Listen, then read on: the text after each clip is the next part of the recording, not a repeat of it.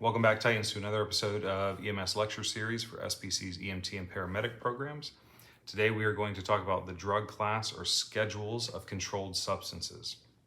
Now you're going to see as clinicians in the field and either that you're going to provide to a patient for, say, pain management, sedation, RSI, you're going to see a lot of narcotics that we deliver, and you're also going to see a lot of narcotics or drugs that patients currently take for chronic pain management or what have you.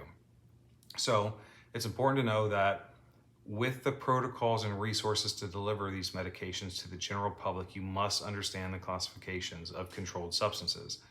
Now, to go back in 1970, they developed the Controlled Substance Act.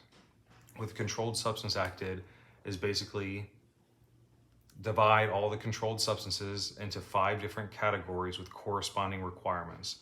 The requirements for these 5 different classes or schedules was for how they were dispensed, how they were stored, and the reporting requirements for each.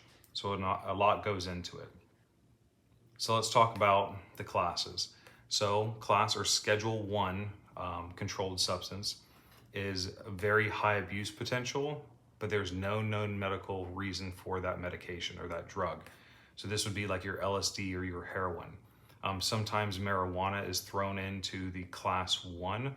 However, in some states, marijuana is provided for patients with chronic pain management, glaucoma, and other sorts of things. So Schedule 2, controlled substance, still same thing, has a very high abuse potential, but there is some medical benefits for us giving these medications. This is going to be your opioids and your stimulants. Obviously, we're going to give opioids for pain management, or people can be prescribed some sort of stimulant. Number 3, class 3, it has less abuse potential than 2, but still potential.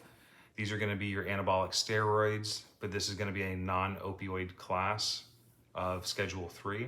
So non-opioids, steroids and ketamine can even be rolled into there, because ketamine can be used for pain management or sedation, what have you. Schedule 4 controlled substance still has lower abuse potential than class 3. This is going to be your diazepam, your alprazolam, things like that, so some of your benzos. And then Schedule 5 for controlled substances is going to have lower abuse potential than 4. This is going to be your cough medicines that have some opioid in it for pain relief.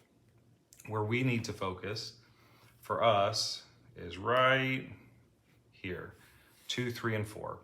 So like we said earlier, we deliver narcotics for pain management, controlled substances for pain management, like ketamine is a class 3, and obviously benzos for seizures or what have you for class 4. So this is typically where we're gonna spend our realm as clinicians, delivering medications to our patients in those. You have to understand though, that state EMS or law enforcement agencies may have additional requirements for accountability and security of our medications. Some have a double lock standard, some have to be locked in a specific cabinet, some have to be carried only by certain individuals with keys with access to those before they're given to a patient, and then obviously the reporting requirements. But pretty much nationwide, anytime that a paramedic has access to controlled substances for their patients, there's some sort of lock requirement. So I'd encourage you and your home agency to go over those requirements, how they're locked, carried, dispensed, reported, and all those different things. Hope this helps.